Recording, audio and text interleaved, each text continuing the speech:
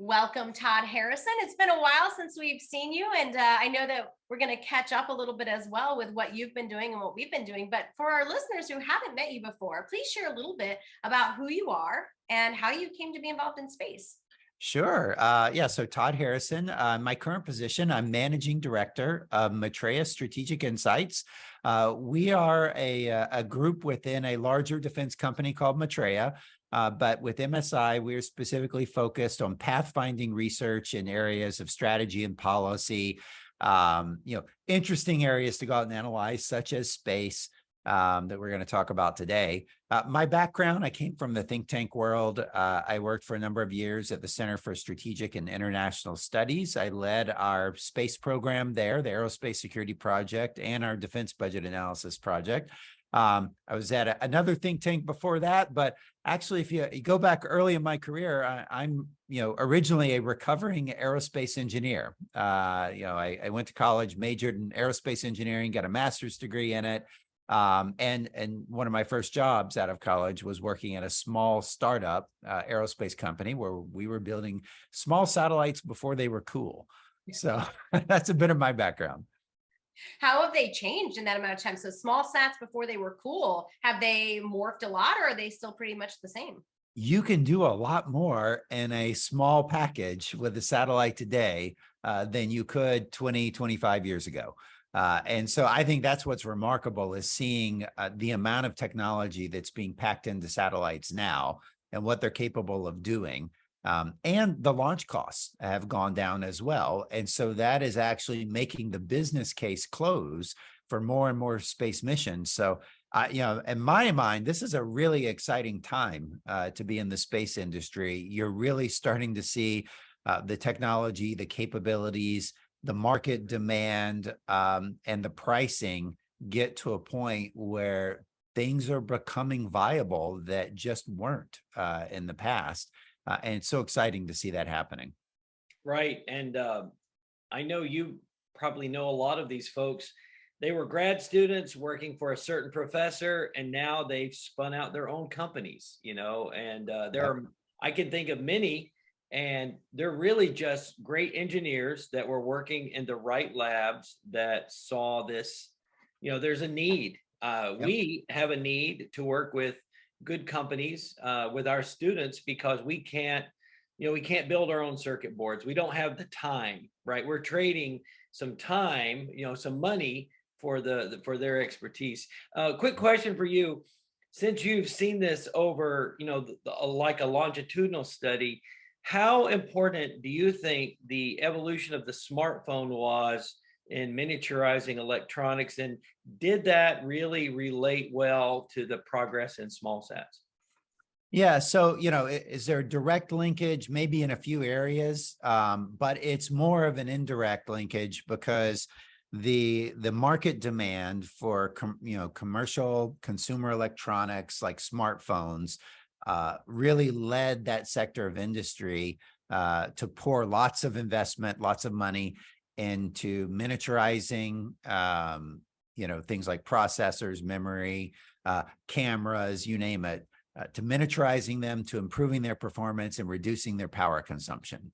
And that had all sorts of indirect spin-off benefits for small satellite producers, because now you can go out and you can find a processor off the shelf that is very low power, very high performance by previous standards, and incredibly inexpensive because they're being mass produced for these supercomputers in our pockets. And so, yeah, that really unleashed a lot of possibilities in the small satellite world. And I think we're starting to see those benefits now.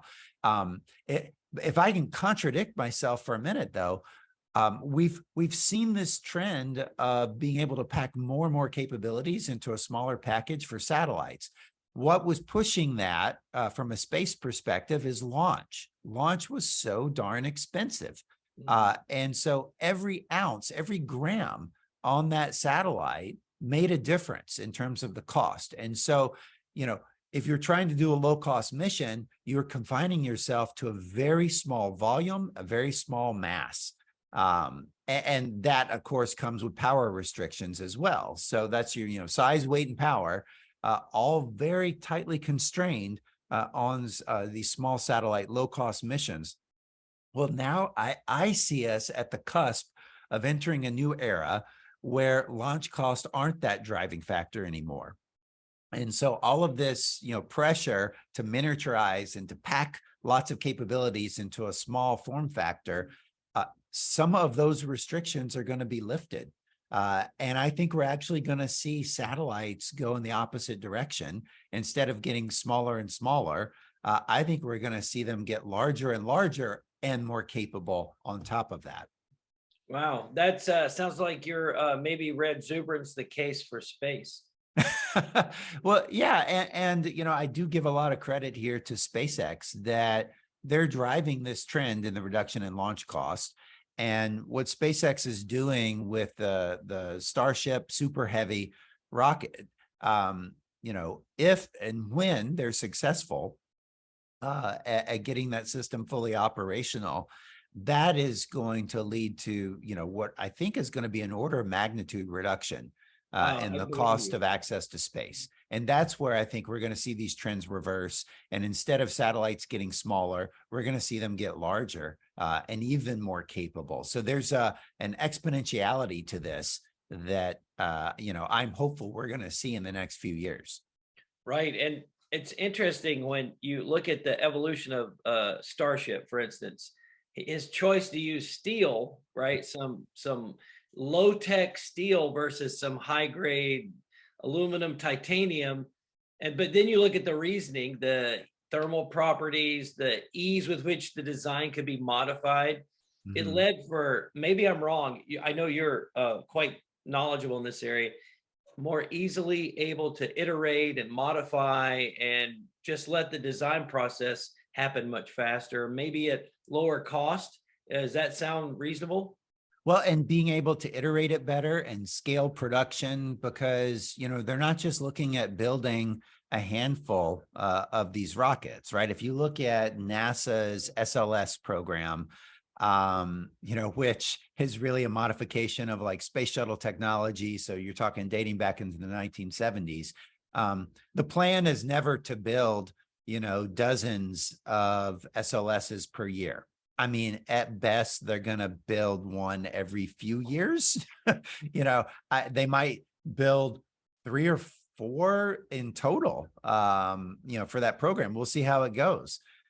But, with Starship, the plan is they actually want to be building dozens and dozens, launching, they're talking a launch cadence, at least initially, once a week, twice a week. Elon Musk has even speculated, launching 3 times a day, things like that.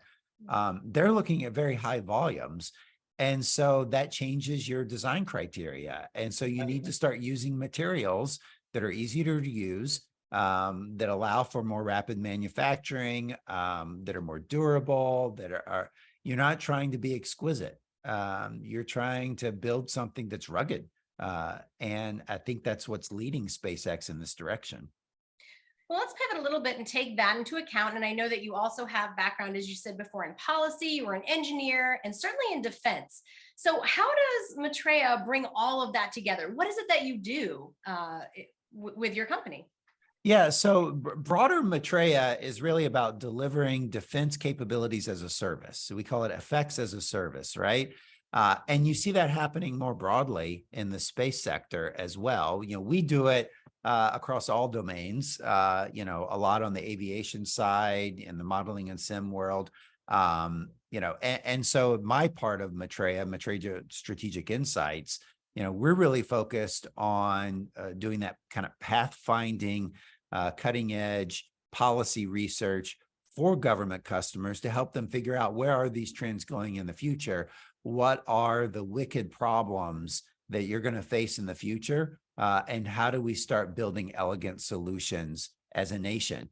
for those wicked problems. So we're really in the thought space there. Other parts of the Metrea business, they're actually delivering solutions, So capabilities. it's kind of like preventative medicine, and the idea that, like, let's, before there's some kind of litigation Mhm. related to future space policy or space laws that might come about, how can we recognize problems that are there and mitigate those prior to it happening?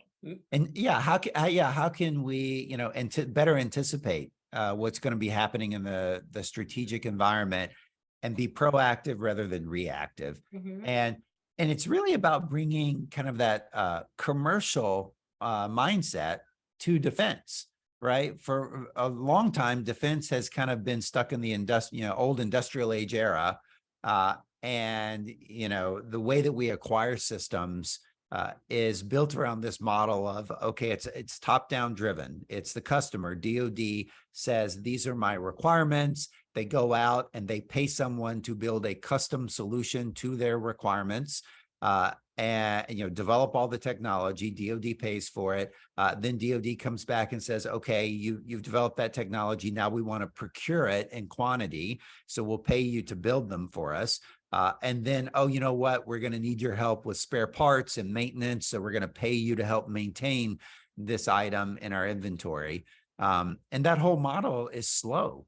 And it puts almost all of the risk on the government, right? Right. You It's see like this cost plus, right? exactly. Like cost plus is no way to leap ahead.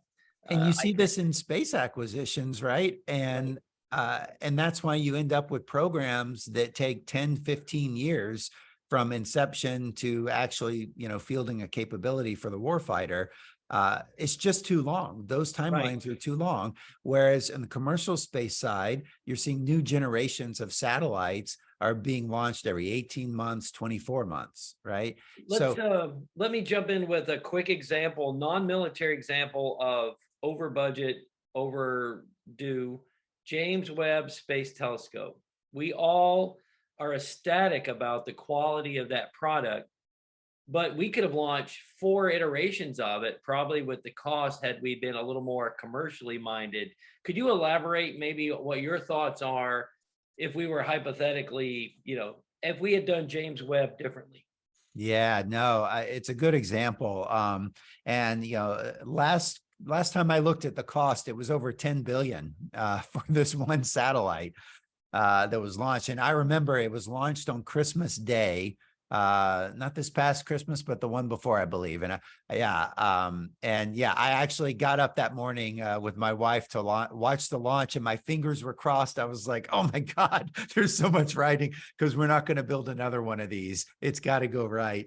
And thankfully it has. But that goes back to kind of a different era. That program started, gosh, I think it was more than 20 years in the making from the inception, all the way through.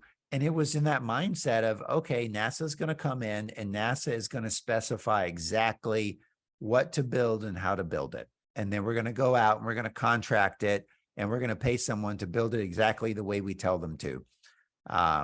And you're right, that process, not only is it slow, it's expensive. And the opportunity cost in terms of the science that was missed, we'll never really know, right? What could we have gotten out of, a slightly less capable or built to different specifications that might have been just as good, and being able to launch 2, 3, 4 missions instead, or launch it sooner, Right. and I think that we are starting. NASA, I think, is working its way out of that mindset slowly. They've had a lot of success with commercial crew and commercial cargo on the space station. They're working on this with the Artemis program, of taking a more kind of commercial-like approach to it, buying things as a service, not trying to dictate exactly Right. how it's built. So Right. yeah, there's a lot to learn from Right. those case studies. We, our happy place is kids and CubeSats. We need an Uber. We need a ride to orbit. The ride is not the important part to us. It's just get us there. So Right. we definitely need the best deal we can get. I have a quick defense question, and it's probably more of just to help our listeners understand. So I think it's sometimes hard for the layman to really think about, when we think about space, we just think, oh, exploration. But defense is a huge part of what goes on in space. For Mhm. the listeners who might not really understand that correlation, can you help us figure out why defense and space go hand in hand? Well, people love to say, oh, it's the ultimate high ground, right? In military competition. That the analogy starts to break down when you consider orbital mechanics, though. So I don't like to use that phrase, but what space gives you from a military perspective, it gives you a perch where you can sense what's going on in the environment over broad areas and with free rite of passage in peacetime. With an airplane, for example, you can't just fly over any country. You've got to get permission to enter their airspace. Otherwise, you've got to stay out of their airspace, 12 miles at least out off their coast. So there's inherent limitations what you can do in peacetime. In wartime, like clearly you're flying into an adversary's airspace, you're at risk, right? You're putting a platform at risk, and there's all sorts of escalation dynamics that go from that. In space, actually the Soviets established the precedent with the launch of Sputnik that you have free right of passage in space over any country, anywhere. It is actually, just orbital mechanics dictate that. If you launch something into low Earth orbit, it will be passing all around the world. It will be moving over the planet. Any orbit other than geostationary orbit is going to be constantly moving around the planet. So you have to have that right of overflight.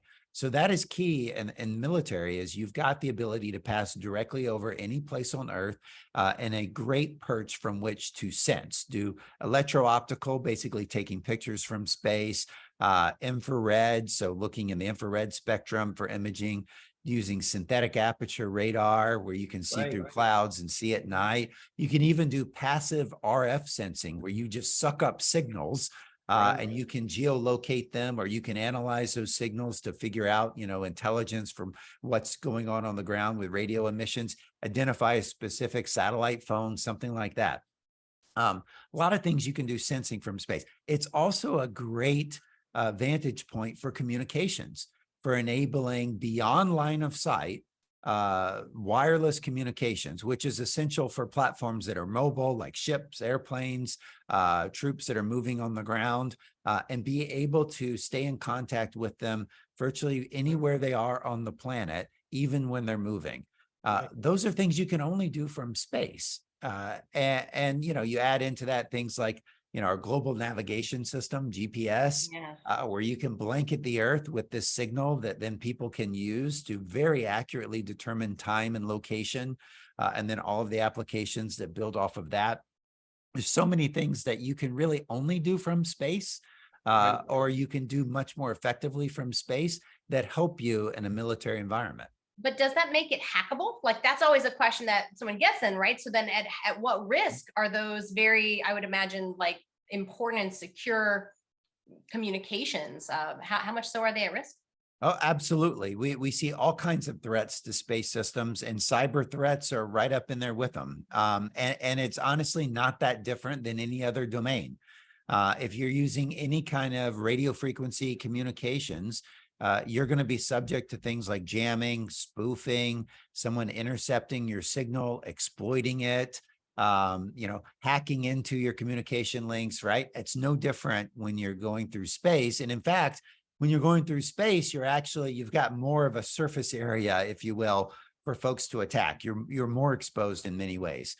And so that's why you see much more of a focus in the military over the past 10 years or so on building systems that are more protected against the wide variety of threats that we're seeing, both kinetic threats like actually trying to shoot down a satellite, and these non-kinetic threats like cyber attacks. So if you drill down to our level, if we're working with, say, 12 or 14-year-olds, the Air Force Association has Cyber Patriot. They literally have competitions now where students work in the cybersecurity sector. We also have things like Stellar Explorers, where kids are, working in teams to design satellite orbital mechanics solutions to different problems. Kevin, is it also the case that like some of these threats, is radiation also one of those? Is that where like the bit flipping came into play with? Well, that's a Leo's function of thing? space weather more so than weapons. I Well, know that. Yeah, you can think about that as a threat from the natural environment, right? Okay. The natural environment of space is hostile. It's not friendly. You've got temperature extremes. Yeah, you've got radiation, especially depending on what orbit you're in. You've got solar weather, that can impact your mission. You've got all sorts of environmental threats as well. And sometimes the things you can do to protect your system from a man-made threat may also help improve your protection from an environmental threat. And so these are things that satellite designers, whether you're, a middle school, student who's designing a CubeSat, or, some, PhD engineer building, $1 billion satellite for the military. These are things you have to take into account when you're designing a system. Right. It's interesting you mentioned the iron triangle of size, weight, power. I would add the fourth leg of that, if it's a stool, is a data budget, right? If you don't have a data budget, and that gets back to your point about communications. I just wanted to also, you did a really great job of explaining the perch and the advantages of the perch. But I would also add, with the democratization of space and these constellations, now we have persistence. Right. We have a lot more, what would you call it? Temporal resolution. It's not that I see you one time a day. It's I can see you every hour or whatnot. I think that really changes the dynamics from a operational standpoint. That's a lot of zeros and ones coming down. So you have to have a lot of a ground station capacity. So that, I'll just let you jump in there and continue that line. You're absolutely right. That becomes a key design consideration is, I can put these satellites up there. I can put all these cool sensors on them. I can gather all this data. The data is no use to you until you can get it to the ground, get it to a user, and process it and actually be able to exploit it. So you've got all sorts of design trades about, well, can I do some of the processing on the satellite?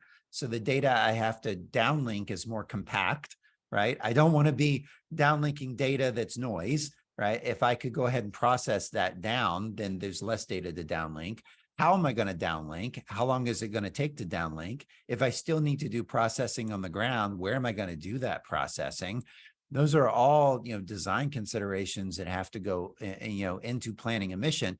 And you're right that the cool thing about the proliferation of satellites that we're seeing going on right now is you've got much higher revisit rates. And that's a key new capability. If you take a company like Planet Labs, I think they've changed their name to Planet now. They're building, relatively low cost remote sensing satellites. So they take imagery of the Earth, but they're deploying them in the hundreds. Right. And so, it's not just that they have a satellite that's passing over once a day, taking an image. They've got dozens of satellites passing over every day, taking images at all different times of the day. And so it gives you, a lot more data, but it gives you then a data problem. How do I process it and actually use that data? And so that's where some new technologies like, machine learning, artificial intelligence, are coming in to help automate some of the processing of that data so that I can identify the things of interest, flag it for a human to then look at with human eyes, so that the human is not looking at uninteresting stuff so much of the time. So a lot of interesting technology coming together here. Right.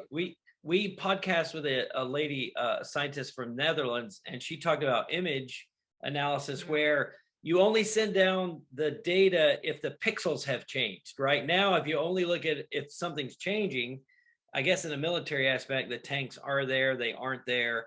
That is one way to compress, I guess, the flow of data.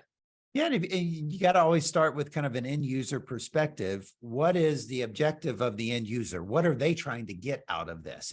It's not that they want a satellite. It's not that they want a picture of the Earth. It's not that they just want data, right? They need, when you're talking about remote sensing, they need specific questions answered. How can you answer that question? If the question is, has this ship moved out of port? that's a simple kind of binary variable. If that's really what the end user is trying to find out, has this ship left port, then ultimately you just need to send a bit, a single Oh, bit. yeah, like a yes, Right, no. like it happened, yeah, or it's Yeah. So how can you get that data stream down so it's actually delivering the answer the user wants? Well, that's cool too. That's well, with all of these things to consider, right? I want to like take this last question kind of back towards the policy lane. So it seems to me, and we've podcasted with a few like space lawyers kind of thing. So I know that we're still kind of operating on relatively small amounts of like old treaties or old laws. How is policy going to change as we continue to look at all of, well, everything that you've mentioned in regards to defense, or whether things can be hacked or sending out this data? Mhm. What do you see happening in the policy world related to these new? The policy world, I think, has struggled to keep up with advances in commercial space. So, you have to go back in history because policy doesn't change overnight, right? And so it is a result of what has happened in the past. So how did we get to where we are? Well, space started out as something that was really the domain of superpowers, right? United States government, Soviet Union. That's where space started out. And it was very difficult to access space, very high barriers to entry.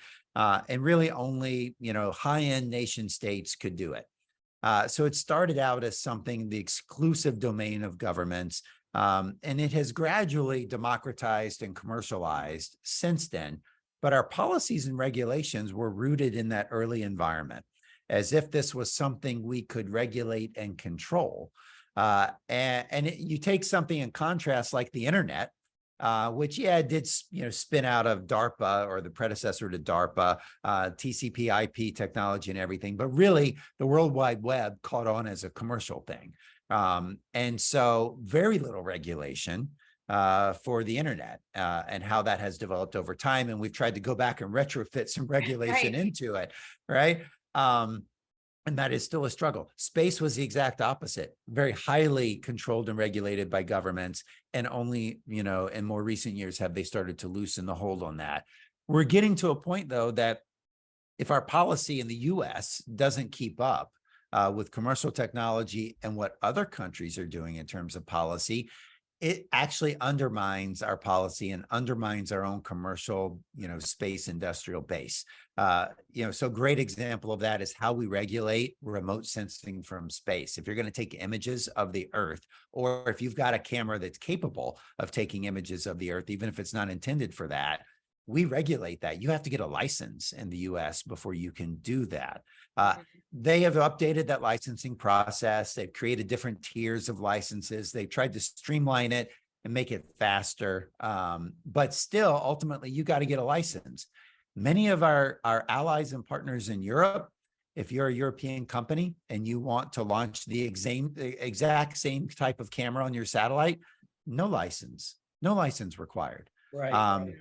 And even in the US, I could take that same payload, that same camera, and instead of putting on a satellite, I could put it on an aircraft, take the same pictures of the Earth, higher resolution because I'm at a lower altitude, no license required. Yeah, that's a mess. So there's a lot of these things that don't quite make sense anymore. So let me throw in a policy caveat to that. I saw recently that they're recommending that NOAA be pulled out of Department of Commerce and be its own agency, because I believe NOAA is where we go to get our remote sensing license. That is right. The follow-up question is going to be about the FCC and radio bandwidth, radio waves. But do you see pulling NOAA out as an independent administration? Will that make them more efficient or less efficient at remote sensing licensing? Well, what I would do actually, my opinion here, I would actually take that commercial space remote sensing licensing function out of NOAA. And whether NOAA becomes independent of the Department of Commerce or not, I would take it out of there. I would even consider getting rid of the licensing requirement altogether. Because it's just not keeping up with what other countries are doing. It's not keeping up with the state of commercial technology. I'm not sure it's actually needed anymore to regulate that. But that would be a huge leap right now, and that requires action by Congress. But, to pull on this thread more, how do we actually regulate commercial space today? For imagery, it's NOAA, right? Provides the licenses. For communications, and every satellite got to communicate up and down. It's the FCC through the US. And if you're going to be communicating up and down in foreign countries, you got to go through their equivalent of the FCC. And depending on your mission, you might also need to go through the International Telecommunications Union, the ITU, which is part of the United Nations. So, and all of that is there basically to prevent people interfering with one another. Right. But it's a complicated mess to get through. Yeah, it seems space. like So that was, our first CubeSat. If we hadn't been delayed, we wouldn't have launched because we didn't get our license until after the integration date. And you can't integrate without a license in hand, thanks to something that happened in India, I guess. They launched some CubeSats without licenses. But the FCC always terrifies us, right? There's a couple things that you really get worried about. Yep. One, your vibe test, and two, getting your licenses. So how do we, I'm hoping, they say that commercial spaces, that FCC is adjusting and modernizing, but are you happy with the rate at which the FCC is maybe increasing their capacity for all of these satellites? I mean, it would always be great if we could do more and do it faster. I would say, in contrast to my comments about NOAA, where I think we could get out of regulating remote sensing from space, for the FCC, there is an inherent government responsibility here to, prevent and mitigate radio frequency interference, because this is a shared environment. Right. Somebody has to manage the spectrum. Right? Someone has to do it. That's an inherently government function. So we just need to figure out ways of doing it more effectively and more efficiently. That's hard. And so I don't criticize, the FCC for that. They're dealing with a hard issue, and more and more space activity and more space missions launching. It's just flooding them with more things to review. So we need to add more resources to it from a government side. The same is true. The other type of license you got to get in space is for launch. For launch and reentry, there you go to the FAA, the Federal Aviation Administration, to get permission for launch and reentry. So there's a whole nother set of regulations that mainly falls on the launch companies.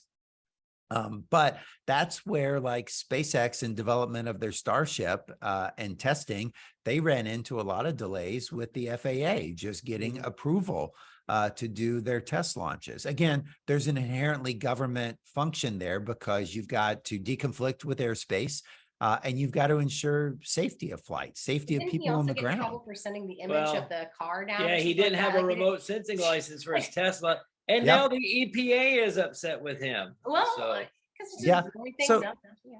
so it's a balancing act, right? We got to understand, okay, there are things that we legitimately need to regulate to protect the interest of others.